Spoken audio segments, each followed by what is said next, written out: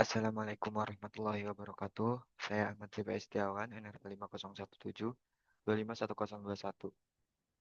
Di sini saya akan memulai pembahasan di chapter yang pertama kali, yaitu mengenai pengenalan geologi, tektonik lempeng, dan juga bencana-bencananya.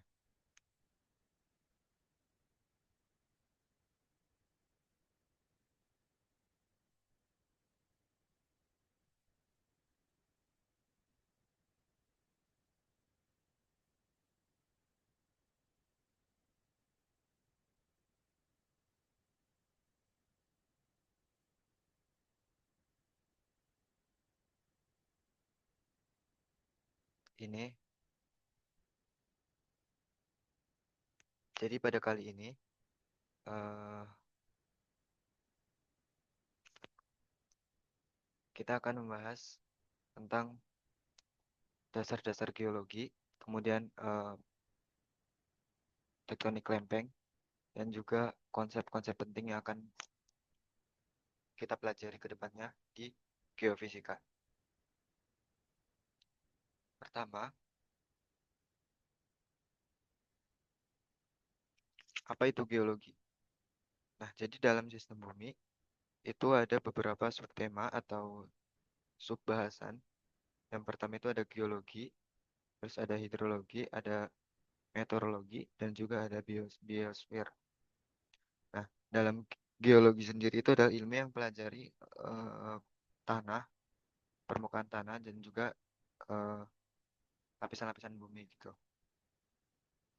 Geologi ini sangat bermanfaat bagi kehidupan manusia untuk menunjang segala bentuk, segala macam, segala aspek gitu dalam kehidupan manusia. Dan di sini digambarkan ada pensil, yang mana pensil itu sendiri merupakan manfaat dari ilmu geologi sendiri. Nah, di sini dari pensil itu tersebut juga udah banyak terperinci dari komponen-komponen yang berbeda gitu. Yang pertama, untuk bagian penghapus itu berasal dari petroleum. Terus ada pengait antara batang pensil dan juga penghapusnya ini adalah brass, yang mana di situ adalah merupakan tambang dari zinc dan copper. Terus bagian pensil, batang pensilnya itu ada dari iron, besi. Terus di mekanik tuh disesuaikan ukurannya. Kemudian ada ini, ada titel atau nama dari pensilnya itu berasal dari pine pigment from various mineral. Jadi variasi mineral gitu kan. Terus yang paling penting adalah ujung pensil atau kayak yang buat nulis itu bisa berasal dari clay dan grafit. Nah, dari satu pensil aja itu udah banyak komponen-komponen geologi yang bisa yang ada di dalam pensil itu gitu. Jadi geologi ini merupakan suatu penunjang gitu bagi kehidupan manusia. Terus kalau udah ada manfaatnya, apakah ada dampaknya gitu? Ada. Jadi ilmu geologi itu juga berpengaruh atau apa namanya memberikan insight-insight tentang apa namanya kebencanaan-kebencanaan, yang mana dalam geologi itu ada suatu proses-proses yang berhubungan dengan bencana. Nah, bahayanya apa aja? Kita akan bahas. Yang pertama adalah tsunami. Seperti yang kita ketahui, tsunami terbesar di Indonesia itu ada di Aceh, dan bahkan ini diliput dalam buku ini, yang berarti fenomena tsunami Aceh ini merupakan fenomena yang nggak biasa gitu di dunia. Dan di sini ditunjukkan bahwasannya Aceh ini merupakan pertemuan batas lempeng gitu. Enggak. Jadi ini merupakan kayak namanya garis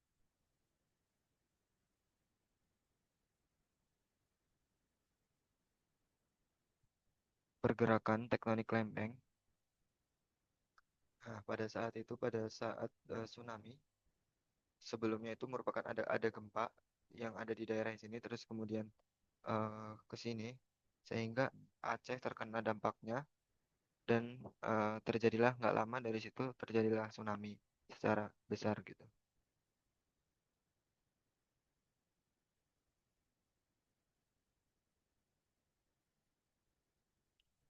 Untuk gambarnya sendiri seperti ini, fenomena tsunami yang terjadi di Aceh pada saat itu. Dan kerusakan serta korban itu juga merupakan jumlah korban terbanyak akibat dampak tsunami dibandingkan dengan Jepang yang memiliki skala liter lebih besar daripada Aceh itu korbannya lebih banyak yang di Aceh. Oleh karena itu, ilmu geologi ini sangat bermanfaat untuk apa namanya memberi pemahaman kepada kita semua, khususnya yang di Indonesia itu yang rawan bencana, itu agar bisa memitigasi bencananya. Terus lanjut, selain tsunami ada apa aja? Terus di sini ada gunung meletus. Nah, gunung meletus ini juga merupakan proses atau suatu kejadian, suatu bencana yang terjadi eh,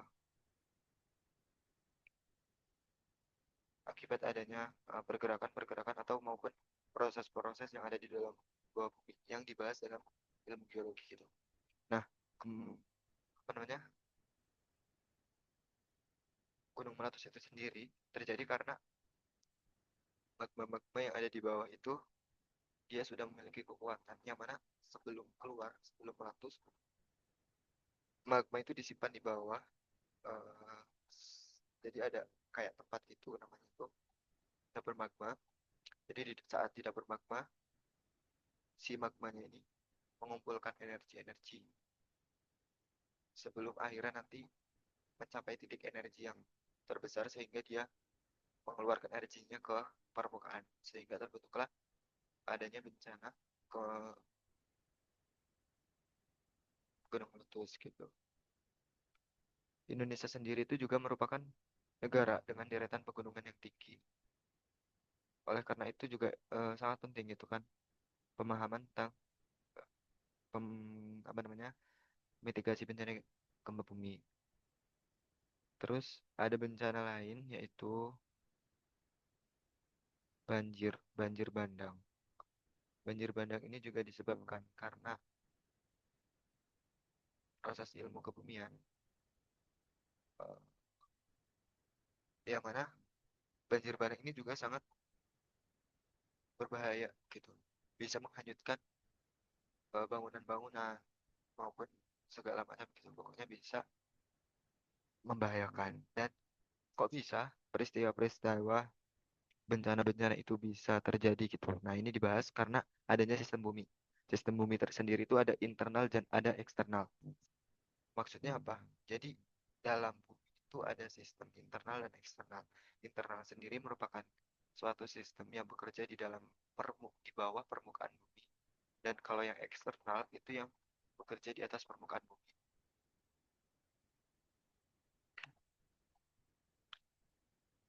Nah, yang untuk yang internal sendiri atau proses yang berada di bawah permukaan bumi atau yang ada di dalam bumi, itu kita ibaratkan seperti kita saat memasak air.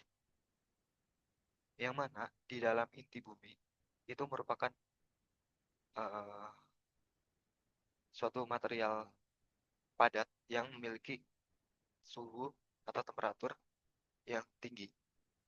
Nah, karena suhu dan temperatur yang tinggi, kita bisa ibaratkan seperti pemanasan atau kita saat memasak air.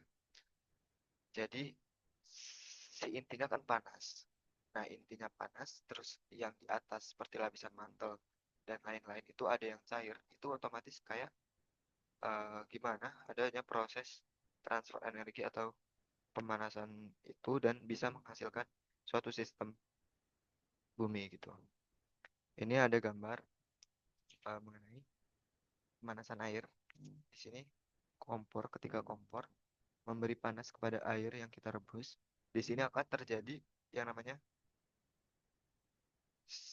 circle apa gitu.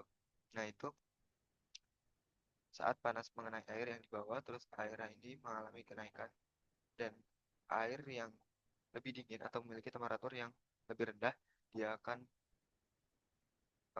kembali ke bawah dan terus begitu memutar untuk sirkus gitu.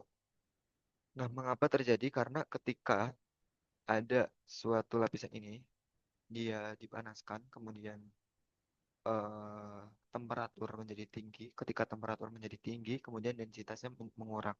Nah, ketika densitas mengurang, dia akan cenderung naik dan densitas yang lebih berat itu turun. Densitas yang lebih berat itu suatu zat yang memiliki temperatur yang rendah. Nah, ini seperti di gambar yang panah warna kuning itu merupakan wax heat up atau expand and rises gitu. Kenaikan dari air-air itu. Terus ada wax cool down. Jadi yang dingin itu dia turun untuk eh, ke permukaannya gitu.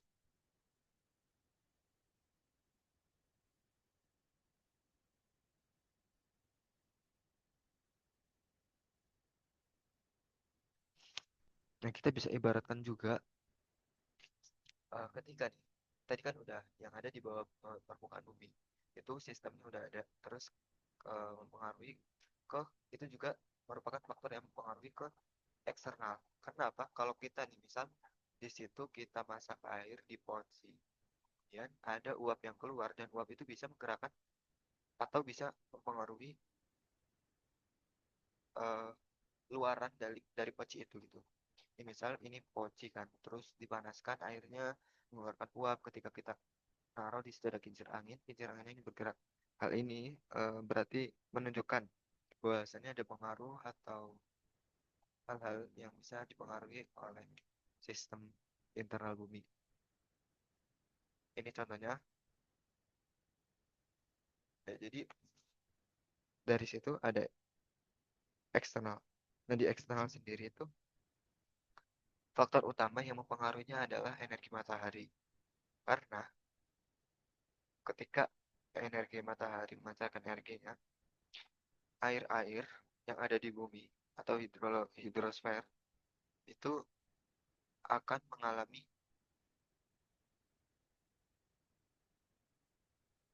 beberapa proses. Yang mana proses itu membuat beberapa morfologi atau beberapa proses-proses yang nantinya akan berkaitan gitu terhadap sistem bumi. Kemudian, nah dari situ, dari sistem sistem ada internal dan eksternal, kita bisa ketahui dan kita bisa gali lebih dalam ketika kita bahas internal. Nah, kenapa bisa adanya panas internal? Karena kita harus ketahui dulu di interior bumi itu ada apa aja lapisannya, terus apa aja sifatnya, apa aja sifat kimia, terus apa aja sifat fisiknya. Dan itu dijelaskan dalam gambar ini gitu. Nah, di dalam yang paling dalam itu ada inti inti bumi, terus di atasnya ada mantel, terus kemudian ada ini kerak. Nah, yang paling luas atau yang paling besar itu adalah merupakan lapisan mantel. Di sini ada oceanic crust, continental crust, lithosphere, mantel gitu. Jadi ketika kita lihat yang ada di sini nih, jadi kerak itu ibaratnya kayak misal kita bikin susu, terus kita biarkan, kan kayak ada kalau udah lama gitu udah lama di atas susu itu kayak ada kerak-kerak gitu. Nah, itu bisa kita ibaratkan sebagai kerak bumi, yang mana kerak bumi itu sangat tipis. Ini digambarkan seperti ini oleh kartu ini di inset gitu, di inset, maka ini mantel segede ini gitu, terus upper mantel atas, mantel atas, terus crust atau apa namanya, kerak gitu. Nah, kerak bumi sendiri itu sangat tipis. Kerak sendiri itu dibagi lagi menjadi dua, ada crust oceanic atau samudera, terus ada kontinental, ada benua. Mungkin akan dibahas lebih lanjut di bab berikutnya. Ini merupakan pengenalan dan lanjut ke tektonik lempeng. Nah, tektonik lempeng itu apa sendiri? Jadi tektonik lempeng itu merupakan pergerakan, pergerakan lempeng eh, yang disebabkan oleh proses-proses internal tadi. Gitu.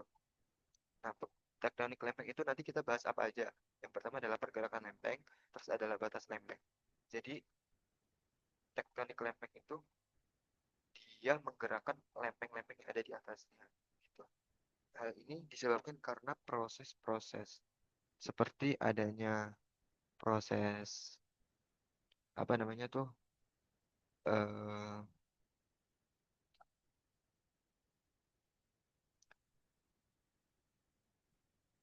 pergerakan mantel apa namanya? Iya, mantel cair ketika konveksi. Oh ya, harus konveksi dari mantel dan dia menggerakkan lempeng-lempeng yang ada di atasnya. Itu. Nah, karena adanya pergerakan lempeng, otomatis kan yang namanya pergerakan lempeng itu kan lempeng terpisah jadi beberapa lempeng, kemudian dari pisah tersebut adanya batas lempeng. Nah, gitu. Terus, nah ini lempeng sendiri itu ada yang pertama adalah ini lempeng besar yang pertama adalah ada lempeng Eurasia, Eurasia, terus ada Amerika Utara, lempeng Amerika Utara, terus ada lempeng ini Pasifik, terus ada lempeng Australia, ada lempeng Amerika Selatan, ada lempeng Afrika, terus ada lempeng eh udah itu untuk yang besar. Jadi ada satu, dua, tiga, empat, lima, enam, tujuh. Ada tujuh lempeng besar. Iya. Satu lagi itu adalah ini yang dikutip. Terus yang lempeng kecil itu ada lempeng Filipina. Lempeng Filipina itu kalau kalian tahu Palung Mariana, itu merupakan akibat dari pergerakan lempeng Filipina dan juga Eurasia. Terus ada lempeng Nazca. Lempeng Nazca, terus ada lempeng Scotia, terus ada lempeng Arabian, terus ada lempeng India, Karibian, Kokos, dah itu. Itu adalah lempeng-lempeng kecil. Nah, untuk pergerakannya sendiri ini udah dijelaskan. Di sini yang pertama adalah antara lempeng Pasifik dan juga lempeng Amerika Utara itu saling mendekat. Terus yang Pasifik dengan Eurasia juga saling mendekat. Kalau yang ini Nazca dan Pasifik saling menjauh. Terus Amerika Selatan itu antara Amerika Selatan dengan Afrika itu saling menjauh juga. Dan eh, India dengan Eurasia itu saling bertabrakan.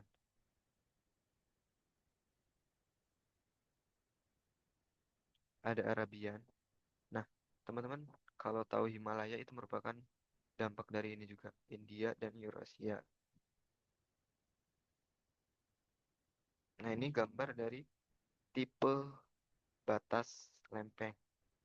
Setelah kita tahu pergerakan lempeng, kan ada batasnya. Jadi batas sendiri itu dibagi menjadi tiga. Ada konvergen, divergen, dan juga transform. Nah, untuk divergen sendiri, itu merupakan batas pergerakan lempeng yang sifatnya saling menjauh. Jadi antara lempeng satu dengan lempeng yang lainnya itu saling menjauh. Seperti tadi contoh adalah Afrika dan Amerika Selatan. Dia adalah merupakan batas yang divergen atau saling menjauh. Kemudian yang kedua adalah konvergen. Jadi konvergen itu merupakan batas lempeng yang sifatnya itu saling mendekat atau saling bertumbukan. Jadi antara lempeng satu dengan lempeng yang lain itu saling bertumbukan gitu. Nah, untuk penjelasan rincinya mungkin akan dijelaskan. Untuk yang transform sendiri itu merupakan pergerakan horizontal antara kedua lempeng.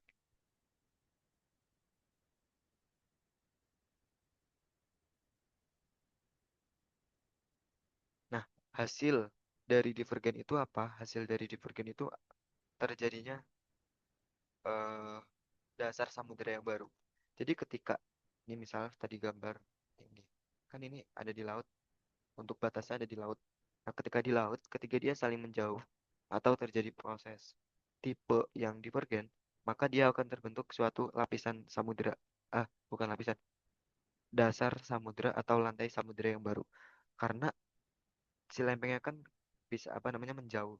Ketika menjauh, magma yang di bawahnya itu naik dan membeku. Nah, yang membeku ini adalah merupakan calon-calon lantai samudera yang baru. Batu-batuan itu merupakan batuan yang akan baru terbentuk dan akan membentuk suatu lapisan dasar baru dan proses atau panjangan dari hasil-hasil itu dinamakan biasanya seafloor spreading. Kemudian hasil dari konvergen itu apa? Jadi konvergen itu nanti kita bagi lagi menjadi tiga. Ada konvergen ocean ocean, terus ada kontinental kontinental, jadi ada ocean kontinental gitu. Nah, hasil dari yang pertama, kalau ocean ocean itu ketika saling bertumbukan, maka dia akan terbentuk suatu island arch atau sea Simon arch gitu. Jadi apa namanya, panjangan atau deretan pegunungan vulkanik bawah laut. Nah, itu untuk result atau hasil dari convergent ocean ocean. Nah, kalau yang kedua itu adalah ocean kontinental atau samudra dengan benua. Ini adalah hal yang paling kita maklum atau hal yang paling kita ketahui gitu, apalagi di Indonesia, di selatan Jawa dan juga di barat Sumatera itu merupakan batas dari konvergen antara ocean dan kontinental. Nah, hasilnya adalah seperti yang ada di Indonesia, yaitu adalah terbentuknya pegunungan-pegunungan aktif di sepanjang batas tersebut. Kemudian, selain itu juga daerah tersebut menjadi daerah yang rawan bencana dan juga rawan gempa karena pergerakan dari lempeng tersebut itu tadi. Terus yang ketiga adalah pergerakan antara kontinental dan kontinental, tumbukan antara lempeng benua dengan lempeng benua. Karena kalau itu hal yang apa namanya dihasilkan adalah, contohnya adalah Himalaya. Jadi terbentuknya pegunungan pegunungan yang tidak aktif gitu. Itu untuk yang kontinental kontinental. Kemudian ada transform. Jadi no crevatation or destruction. Oh, jadi dia hanya pergeseran horizontal antara lempeng yang satu dengan lempeng lain. Jadi yang dihasilkan itu ya cuma kayak apa namanya, pergeseran gitu. Nah, ini untuk contoh transform ada di daerah sini. Jadi nanti ada kayak batas transformnya kelihatan gitu. Terus untuk kontinental boundary atau konvergen, batas konvergen itu ya tadi bisa jadi karena samudra dengan benua nih, ketika mereka bertubrukan. Yang pertama nih, dia ini yang di sini, yang di panah ini merupakan kerak atau lempeng samudra, terus bertabrakan dengan lempeng benua, yang mana kedua lempeng itu memiliki densitas atau massa jenis yang berbeda. Kalau yang ocean itu 3, densitasnya 3, kalau yang benua itu 2,7. Nah, ketika bertabrakan, maka yang menang adalah yang berat. Oleh karena itu, ocean apa namanya, crust atau lempeng samudra, dia akan menunjam ke bawah lempeng samudra benua. Ketika menunjam, di sini akan ada beberapa proses-proses seperti asimilasi magma, terus adanya apa namanya tuh, mixing, ya gitu, dan akan cenderung mencari gimana caranya keluar gitu. Akan ada kayak retakan dan magma-magma yang terbentuk dari pelelehan gitu. Lempeng yang tadi masuk itu akan mencari tempat ke atas gitu. Dan sehingga di batas lempeng ini dia akan membentuk suatu deretan-deretan pegunungan aktif. Nah, untuk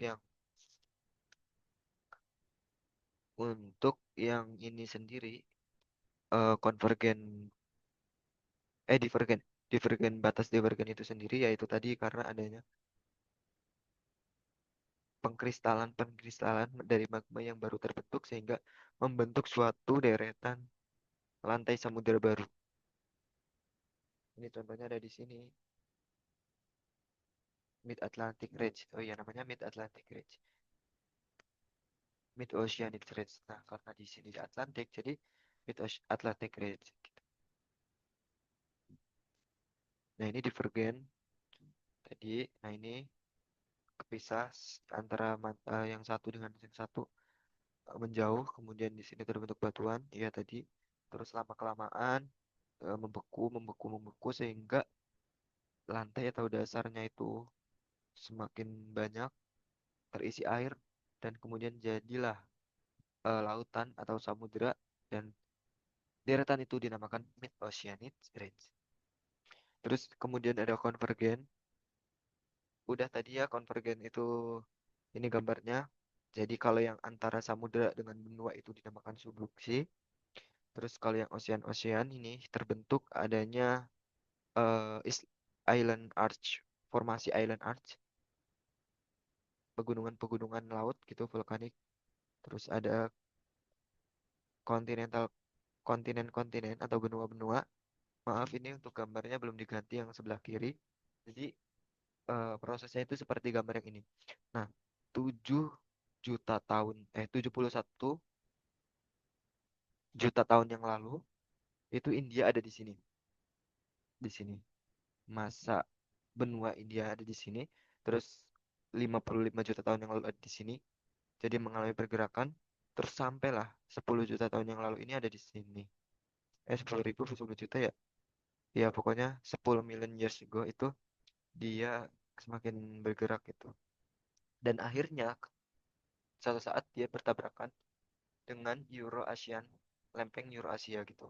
Oleh karena itu terbentuklah pegunungan Himalaya. Seperti yang saya sudah bilang, Himalaya itu merupakan contoh dari tubrukan antara kontinen-kontinen atau benua dengan benua.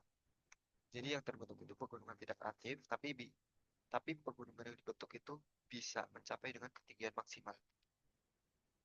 Nah, untuk kesimpulannya sendiri nih di gambar ini. Nah, ini transform deh. Ya, transform. Ini adalah gambar pergerakan batas lempeng sesar atau transform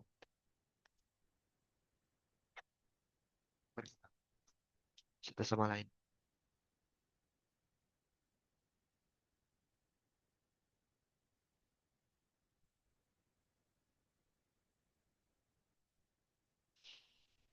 Nah, dari pergerakan-pergerakan tadi itu apa saja yang bisa dihasilkan atau apa aja yang akan terjadi itu di permukaan bumi.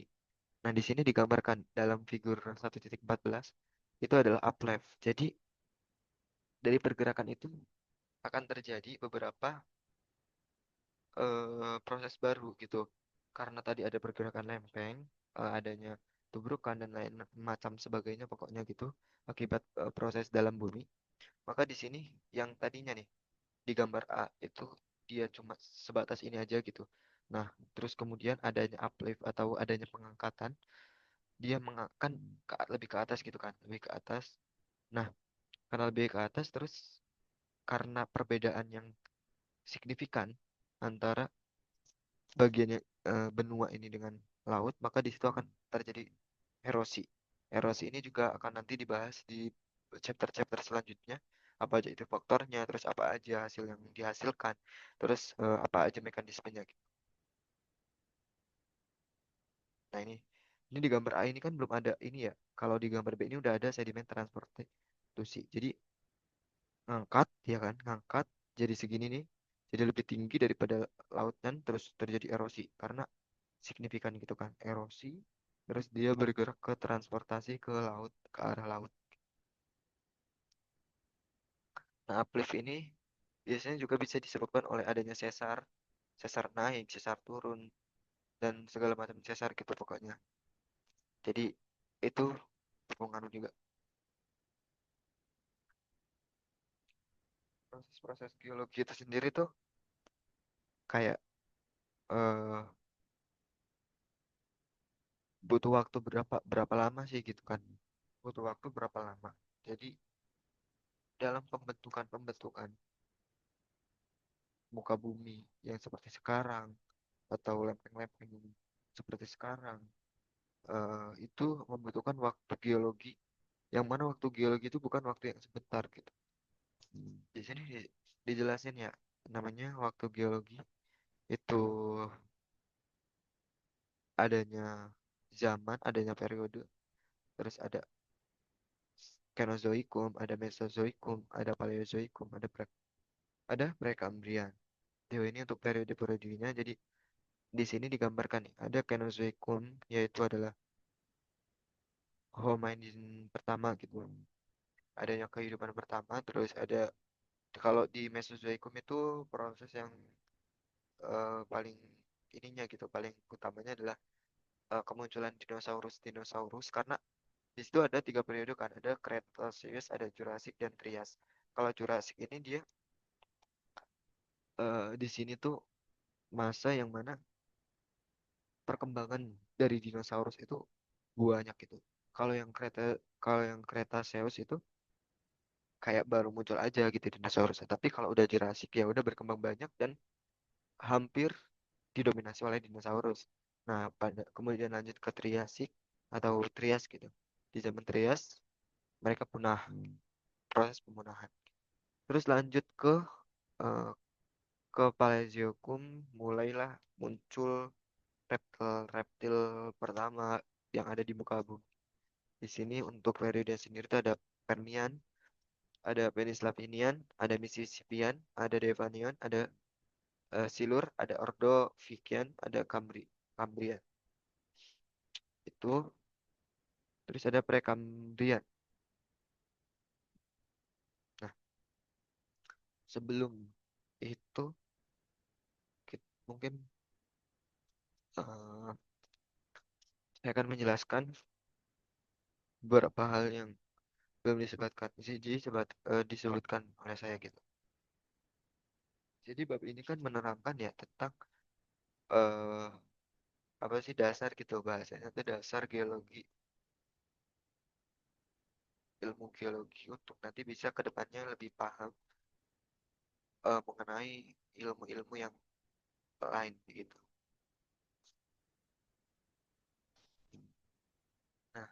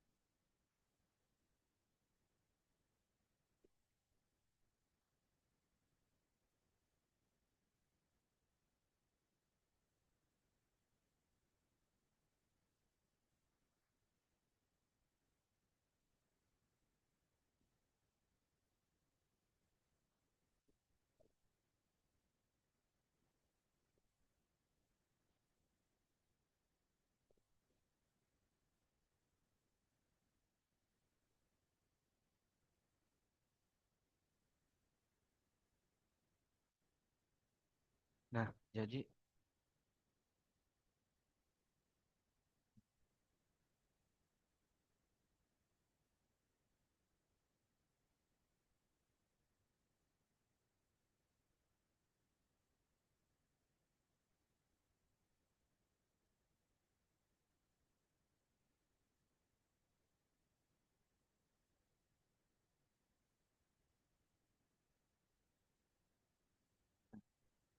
mungkin saya akan menjelaskan dari hipotesa ini pergerakan lempeng.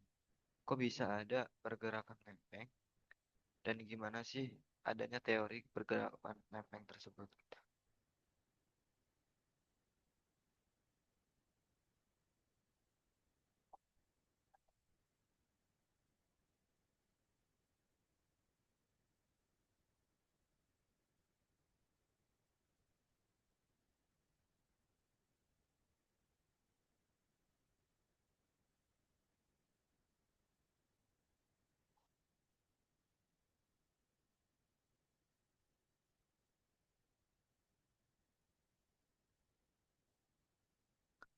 Jadi yang pertama itu adalah muncullah pertanyaan-pertanyaan dari peneliti. Kenapa bisa terjadi kayak adanya gempa, terus kenapa adanya gunung meletus, gitu. Kenapa adanya samudra, itu dulu muncul di pikiran-pikiran para peneliti, pertanyaan-pertanyaan. Dan yang kedua, dari pertanyaan-pertanyaan tersebut tuh mereka mengumpulkan data dan juga informasi-informasi yang dibutuhkan gitu. Nah, yang ketiga, setelah mereka mengumpulkan data, udah nemu data nih, udah nemu data sesuai apa yang pertanyaan tadi, gak tahu latar belakang pertama dipikirkan gitu oleh para peneliti, kemudian mereka menganalisis lah data-data tersebut.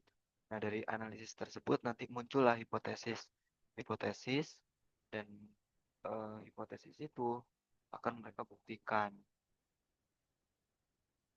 sesuai apa namanya situasi. Nah, dari hipotesis yang sudah mereka uji coba itu akan menjadi prediksi. Kemudian dari prediksi itu atau hipotesis itu akan menjadi teori.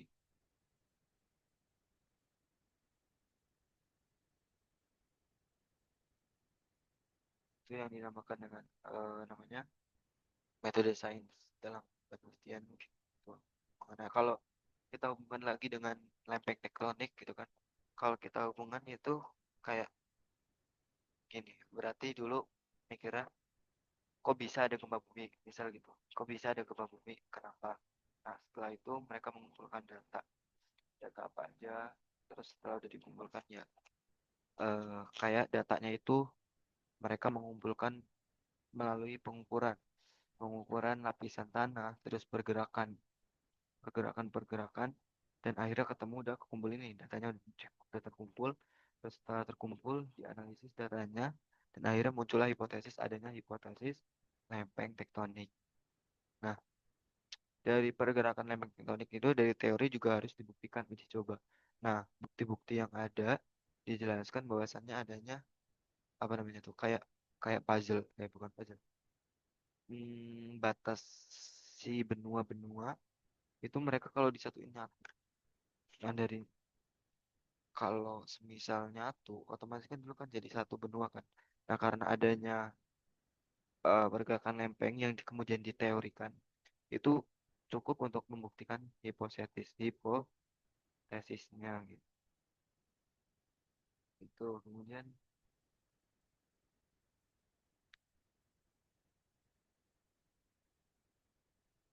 apa lagi? Kemudian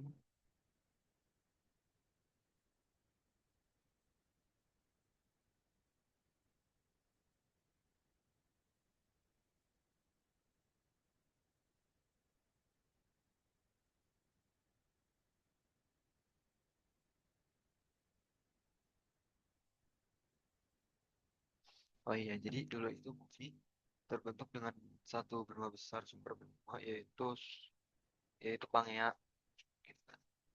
Jadi cuma ada satu benua di bumi. Terus karena adanya pergerakan lempeng itu tadi yang sudah diteorikan, kemudian terbentuklah pecahan-pecahan benua seperti yang ada di sekarang. Kalau benua besarnya kan ada benua Australia, ada eh, Asia, benua Amerika, benua Afrika, dan lain sebagainya. Kalau dulu itu cuma Pangea. Kemudian Pangea terbelah jadi dua. Itu ada Gondwana dan juga satu lagi tuh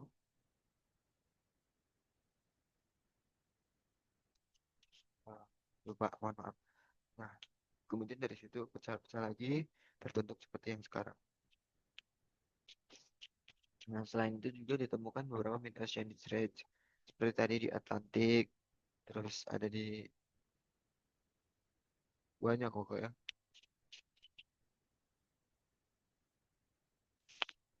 Nah,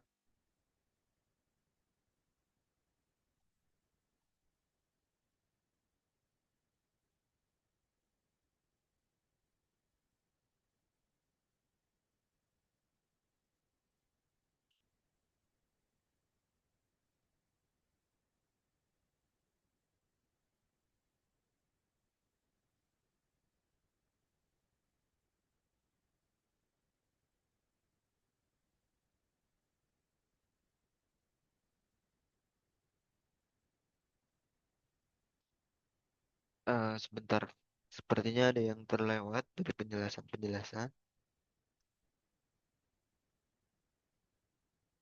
Nah, ini gambar yang tadi memang di sini ada Rift Valley, terus ada Mid Ocean Nitrate. Jadi kalau transform ini kan pergerakannya kan, pergerakan ke kanan, yang plat B, terus plat A ini ke sini. Di sebelahnya itu, misal ya, ini ada pergerakan gitu, set set. Oleh karena itu di sini ada lagi nih, ada kayak gini lagi, ada Mid Ocean Nitrate di sebelahnya. Nah, eh, itu berpengaruh kepada perbatasan, perbatasan misal ya di situ emang lempengnya gitu kan di situ. Nah, di situ akan ada transform batas-batas transform.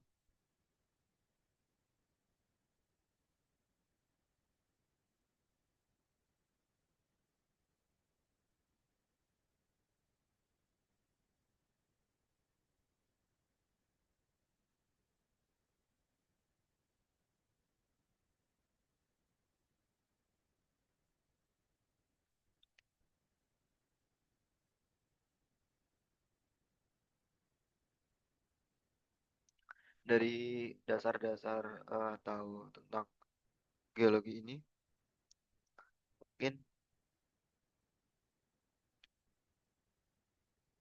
akan ada pengembangan-pengembangan nanti dan penjelasan yang lebih lanjut seperti tadi, seperti adanya erosi.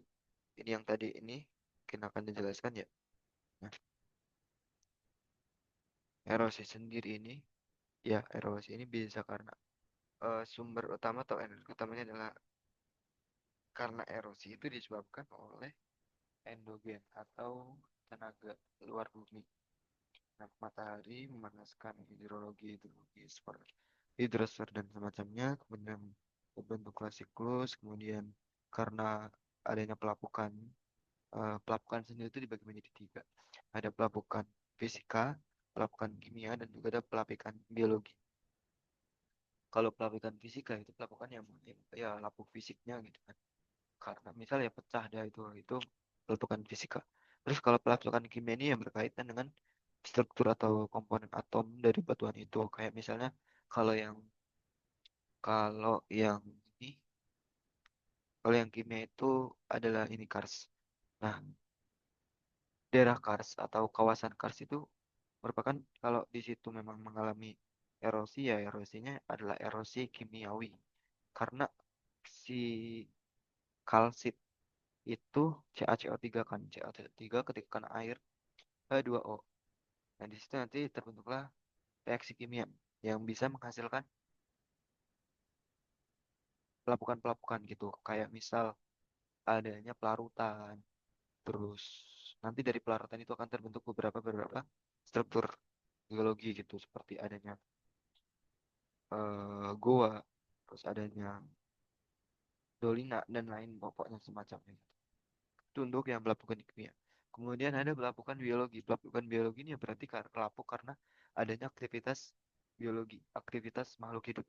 Bisa jadi karena misal hewan, seperti yang sudah beredar gitu. Ada batu yang ketika dipecahkan itu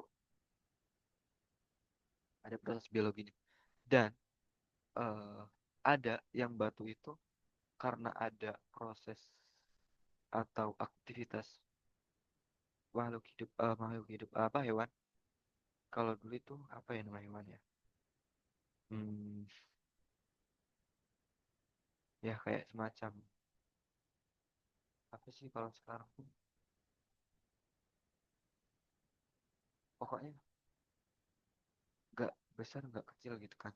Nah, itu bisa menghancurkan batuan karena misal dari feses, dari kotoran, pelapukan lapuk gitu. Terus biasa ada batu, terus ada tumbuhan, pecahkan batu yang itu ya itu bisa disebutkan atau bisa dinamakan pelapukan biologis atau bisa juga disebutkan pelapukan lain, others process. Begitu.